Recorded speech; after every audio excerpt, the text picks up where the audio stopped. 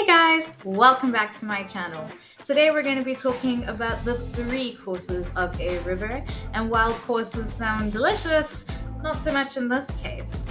But as usual, thanks for watching. If you find this video useful, don't forget to hit the like, the subscribe, ring the notification bell, tell all your friends.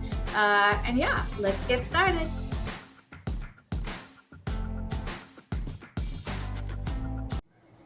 The upper course of the river is where the river starts. In fact, the exact location where a river starts is called the source of the river. And because these are high up in the mountains, it generally means that this is the steepest part of the river. So, in other words, the river, because it's flowing so steeply down the mountain, is usually at its fastest as well, because gravity, right? Because the river is flowing so fast, it has a lot more energy, which means that this river is powerful and able to weather and erode a lot faster, meaning that this part of the river is usually the deepest as well. And because all of this erosion and weathering is happening so fast, it generally cuts into a V shaped valley. Right. On either side, you've got very steep rock because generally mountains are made up of rocks, and the erosion generally happens vertically, vertical erosion, which means that the river is getting deeper, deeper, deeper as the water is flowing incredibly quickly. Right. These types of rivers are also generally quite narrow and they're generally quite straight. So, in other words, no bends, they just go whoop straight down the mountain. In the upper course, you're also more likely to find waterfalls and rapids because the water is moving so quickly. And yeah, that's it for the upper course.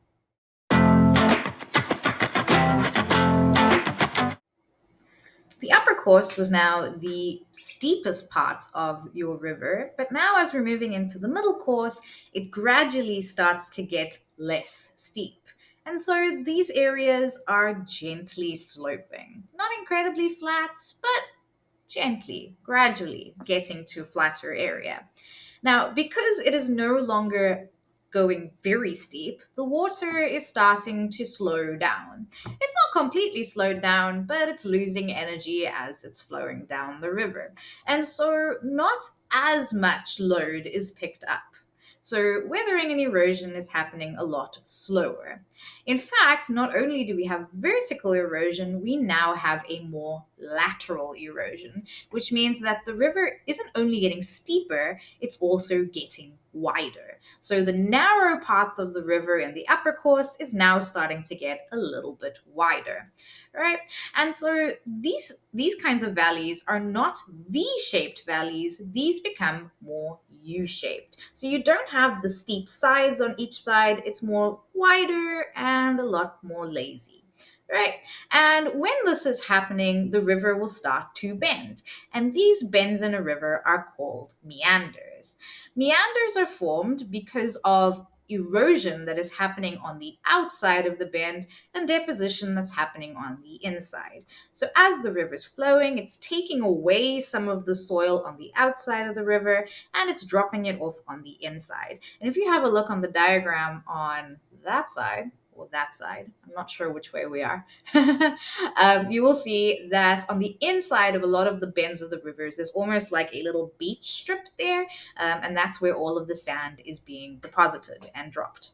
Right. Now, what happens when these meanders meander too much? The two meanders of the river, it starts to bend, bend, bend, until eventually it goes whoops and it bumps into each other. And so that part of the river actually lands up being cut off completely, causing an oxbow lake. And an oxbow lake literally looks a little bit like a boomerang, and it's like a part of the river that was part of it, but then it got cut off.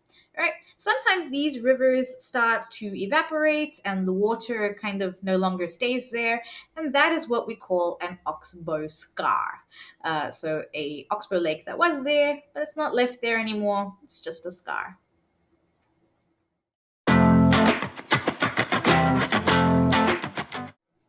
And finally, we get to the lower course. Now, the lower course of the river is the flattest part of the river, and you can generally find large meanders and many, many oxbow lakes. But one of the big features of the lower course is the either side of the river, which is called the floodplains. The floodplains are sometimes where you find marshes and wetlands, and basically it's called the floodplains because next to the river, when the river overflows or if it rains a lot, that's the area of land that's going to literally flood. Right? And so, generally, not a good idea to build houses directly next to rivers on the lower course because probably not the most stable land to build on.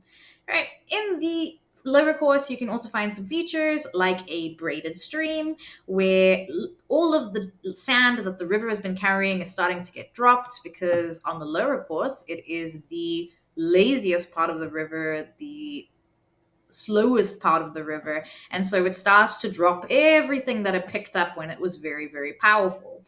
And so braided streams is when sand is deposited between the rivers, causing it to look like a braid. So if you braid your hair, it starts to look like a braided stream.